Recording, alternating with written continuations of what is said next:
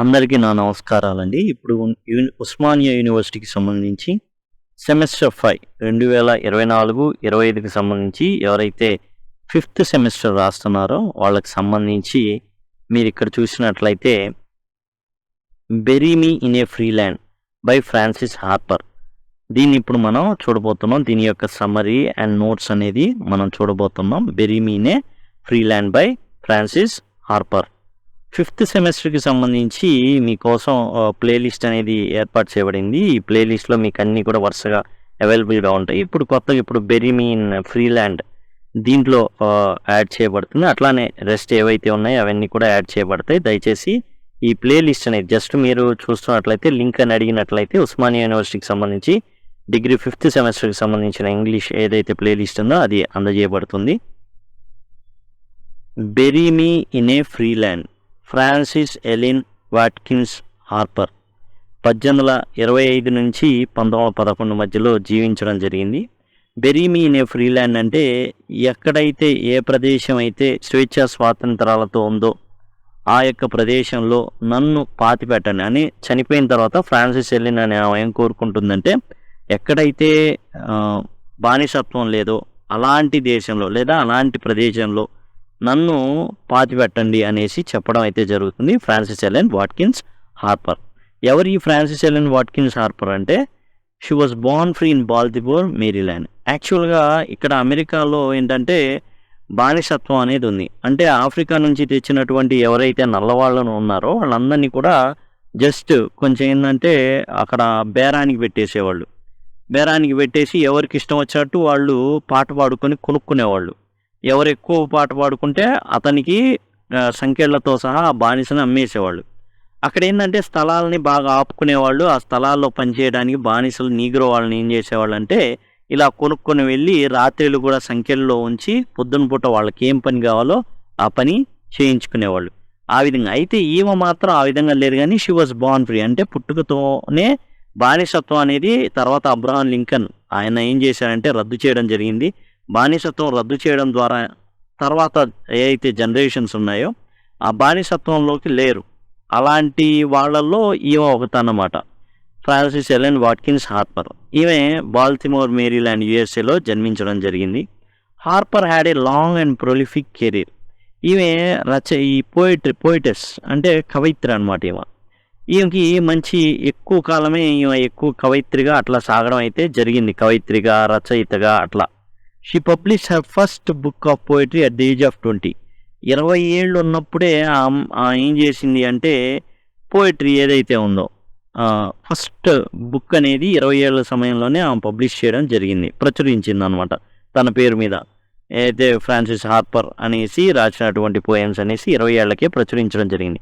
At 67 she publish her widely prized novel Lola లెరోయ్.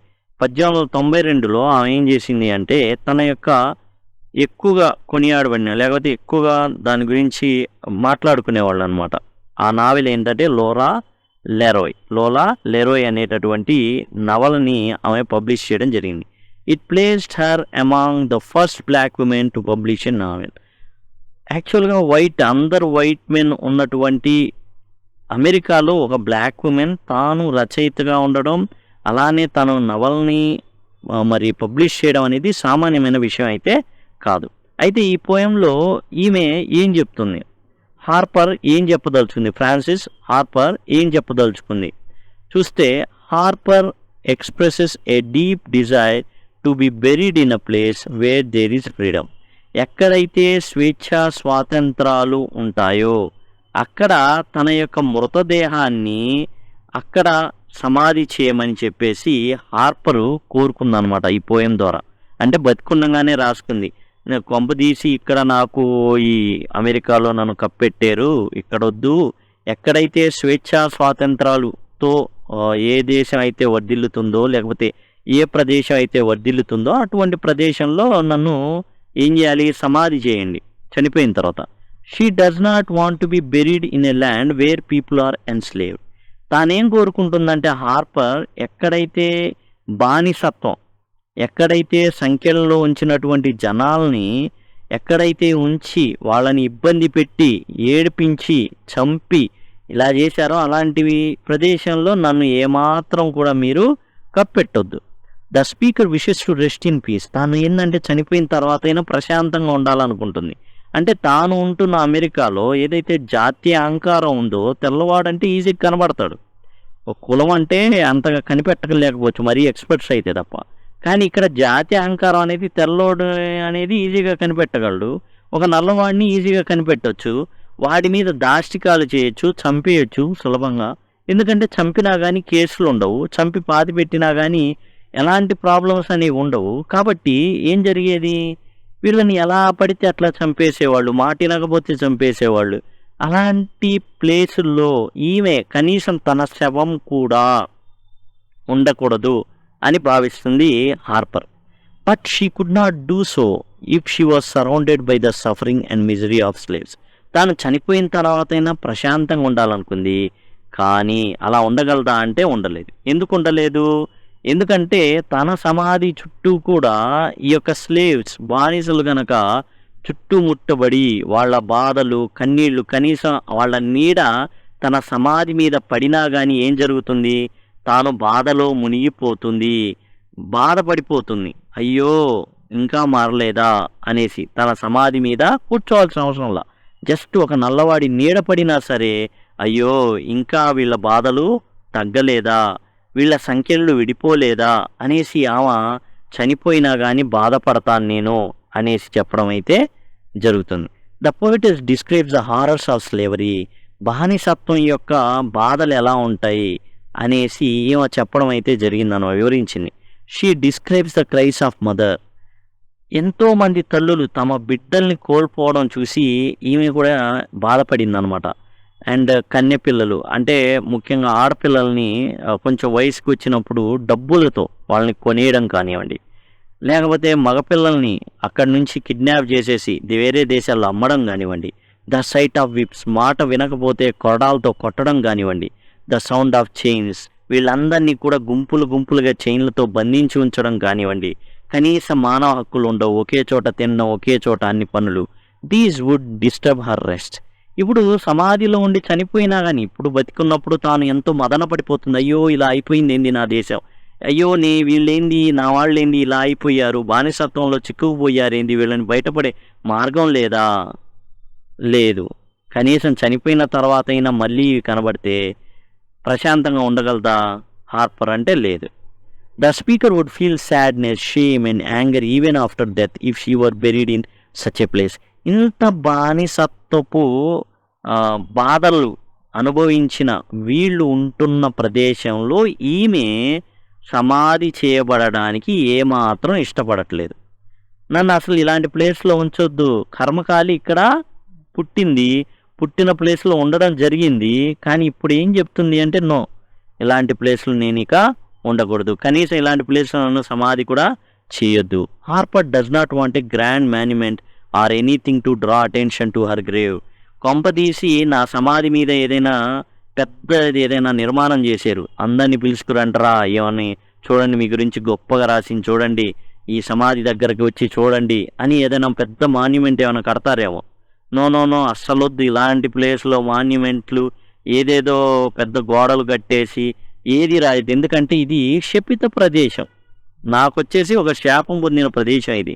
Her only wish is to be laid to rest in a free land. స్వేచ్ఛా స్వాతంత్రాలతో బతికే మనుషులున్న ప్రదేశంలో Harper సమాధి చేయబడాలని కోరిక. A land where no one is oppressed or enslaved. ఎలాంటి land అది అంటే ఎవరిని బానిసత్వంలో నెట్టనటువంటి ప్రదేశం. The poem powerfully conveys the speaker's yearning for justice and human dignity. ఇక్కడ మనం చూసినట్లయితే పోయెట్ ఎవరైతే ఉన్నారో ఆమె రాసినటువంటి పోయం ఏదైతే ఉందో ఏమని చెప్తుందంటే న్యాయం కావాలి, హ్యూమన్ డిగ్నిటీ కావాలి, మనిషిని మనిషిగా చూడాలి. నల్లవాడిని కనీసం మనిషిని మనిషిగా కూడా నల్లవాడిని అయితే ఒక మనిషిగా కూడా చూడలేనటువంటి పరిస్థితి. వాడిని చూస్తే ఒకలాంటి ద్వేషం తెల్లవాడికి, వీడిని ఎట్లాగైనా సరే పారిపోయేటట్టు చేయాలి, వీడిని చంపేయాలి, వీడు అసలు ఏమాత్రం మా కళ్ళ మీద ఉండకూడదు, వీడు మాకు బానిసలాగా పనిచేయాలి అనేటటువంటి మైండ్ సెట్ ఏందో అది హార్పర్ తట్టుకోలేకపోతుంది. This wish for a just and free world reflects the speaker's deep commitment to human rights and equality. ఈ యొక్క ఉద్దేశం ఏంటంటే అందరికీ సమాన హక్కులు ఉండాలి, అందరూ సమానమే, అందరికీ సమాన హక్కులు ఉండాలి అనేసి కోరుకుంటుంది హార్పర్.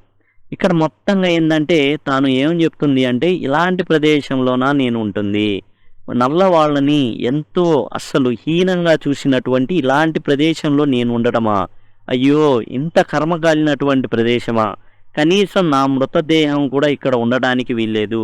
ఎక్కడైతే ఏ దేశంలో అయితే లేదా ఏ ప్రాంతంలో అయితే స్వేచ్ఛ సమానత్వాలతో వెలసిల్లుతుందో, ఎక్కడైతే మనిషి సమాన హక్కులతో ఉంటాడో, ఆనందంగా ఉంటాడో అటువంటి ప్రదేశంలో హార్పర్ చనిపోయిన తర్వాత తాను సమాధి చేయబడాలని కోరుకుంటుంది. ఇదండి టోటల్గా యాక్చువల్గా కంక్లూజన్ అదే.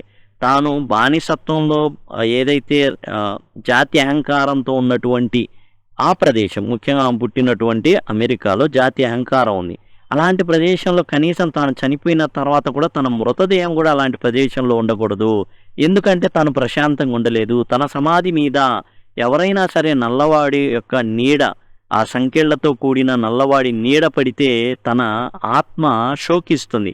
అయ్యో ఇంకా మారలేదా, ఈ ప్రదేశం మారదా, అందుకని తనని ఎక్కడైనా మంచి ప్రదేశంలో ఉంచారనుకో, అబ్బా బాగుందిరా ఇక్కడ హ్యాపీగా, ఇన్నేస్ సమానత్వంతో అంతా చాలా చక్కగా ఉంది, ఇలాంటి ప్రదేశంలో నేను ఉండాలి.